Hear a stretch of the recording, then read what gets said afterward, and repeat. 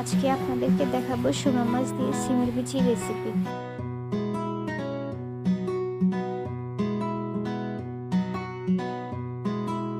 এখানে আমি দিয়েছি হাফ কাপ সয়াবিন তেল। এবার আমি দিব 2টা পেঁয়াজ কুচি, 1টা টমেটো কুচি। এবার ভালোভাবে নেড়ে নেব।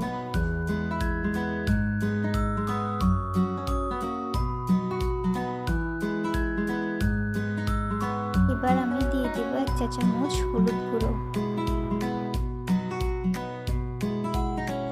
2 চা চামচ মরিচ গুঁড়ো, 1 চা চামচ ধনিয়া জিরা মিক্স,